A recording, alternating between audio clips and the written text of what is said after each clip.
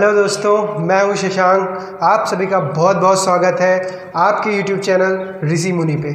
आज मैं आप सबको बताने वाला हूं किसी एक ख़ास बात के विचार के बारे में, जो कि हम सभी के साथ होता है ऐसा, और हमने देखा भी कई बार है, हमने महसूस भी कई बार किया है। वो क्या है? हमने लास्ट टाइम एक स्टोरी सुनी थी मत्स्य अवतार के बारे में। उसी स्टोरी से हमने क्या सीख ली, उससे ही हमारे आज मिलते विचार को हम आपके सामने व्यक्त करना चाहते हैं। वो क्या है ये विचार?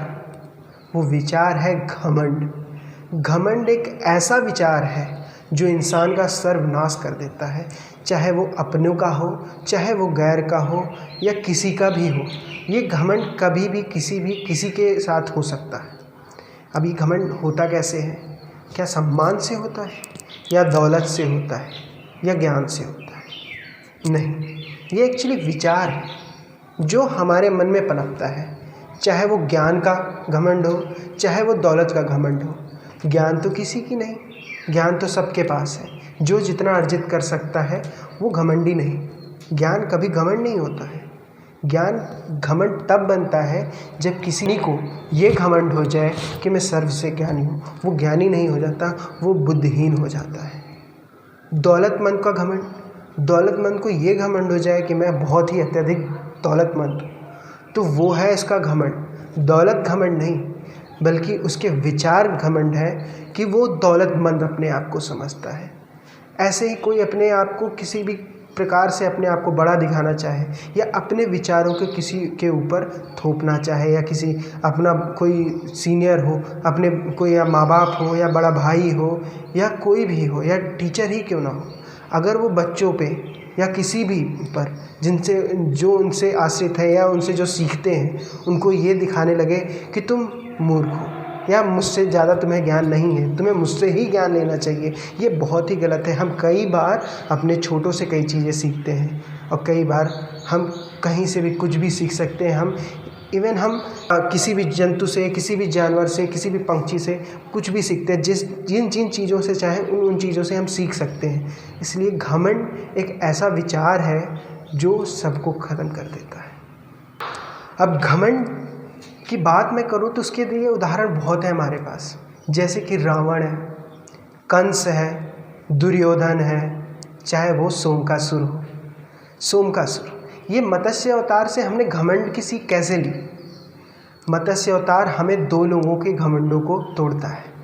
जैसे एक पहला है सत्यव्रत का, दूसरा है सोमकासुर का। सत्यव्रत को ये घमंड था कि उसका नगर सबसे बड़ा है।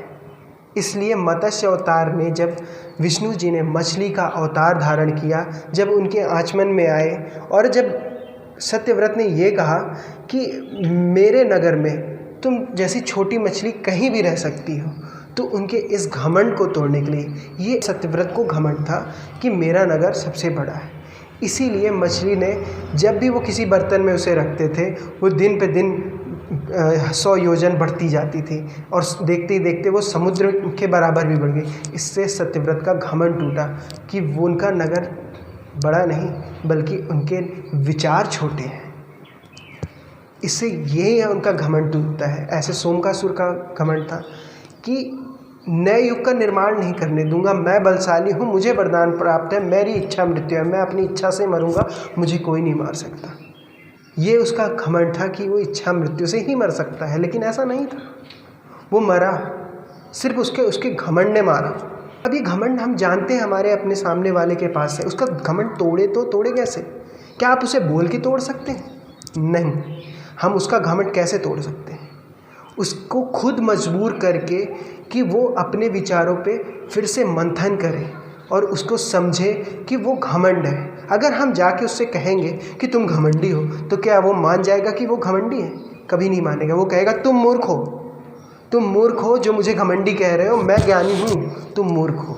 लेकिन ऐसा नहीं है। अगर आप उनसे नहीं बोलते हो, आप उनके सामने ऐसी सिचुएशन या ऐसे हालात लाते हो जिससे वो खुद ब खुद मजबूर हो के ये सोचें कि ये मेरा विचार गलत था। उनको ये खुद समझना होगा कि उनके विचार गलत है। अगर आप कई बार उन्हें समझाते रहेंगे तो वो आपको कभी नहीं समझ पाएंगे और हर बार आप ही गलत होंगे।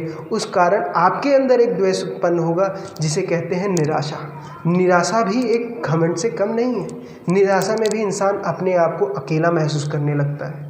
इसलिए घमंड को तोड़ने मत जाइए।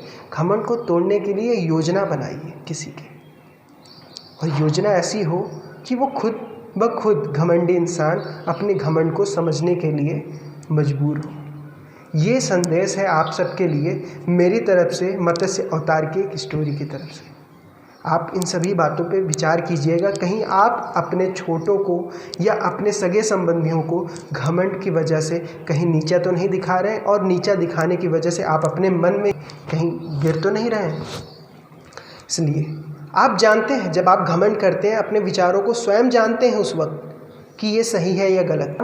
भगवान ने हमारे शरीर में, हमारे मन में एक मीटर बना रखा है, जब मीटर ही कहेंगे, एक मीटर बना रखा है। जब भी हम कोई गलत निर्णय लेते हैं तो हमारे अंतर्मन से एक आवाज़ आती है, ये गलत है, लेकिन हम उसे अनदेखा करते हैं और अपने विचारों को ज़्यादा से ज़्यादा प्रायोरिटी देते हैं, उन पर ज़्यादा ही अपना हक समझते हैं और उसे ही आगे रखते हैं। नहीं, अपने अंतर्मन की जब भी आप कुछ बोलें तो थोड़ी देर के लिए सोचें क्या बोल रहे हैं। कोई भी डिसीजन को सोच के बोलें, वो हमें घमंड से भी बचाता है। तो इन सभी बातों को आप ध्यान रखिए, और हमें दूसरों की सुननी चाहिए, समझना चाहिए, उन पे विचार करना चाहिए। इससे हम घमंड से भी दूर रहेंगे और दूसरे भी हमसे खुश रहेंगे, और हम कभी घमंडी नहीं होंगे और दूसरे हमसे कभी नफ़रत नहीं करेंगे।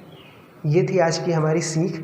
आप प्लीज़ इस हमारे चैनल को लाइक कीजिएगा, सब्सक्राइब कीजिएगा। ये आपका ही चैनल है। आप जितना लाइक और सब्सक्राइब करेंगे उतने ही ज़्यादा मैं भी अपने विचार व्यक्त करूँगा। कमेंट करके ज़रूर बताइए कि हमें कहीं पे मैं गलत था या सही था। आप अपने सुझाव ज़रूर इस कमेंट बॉक्स में दीजिए। Okay, thank you guys.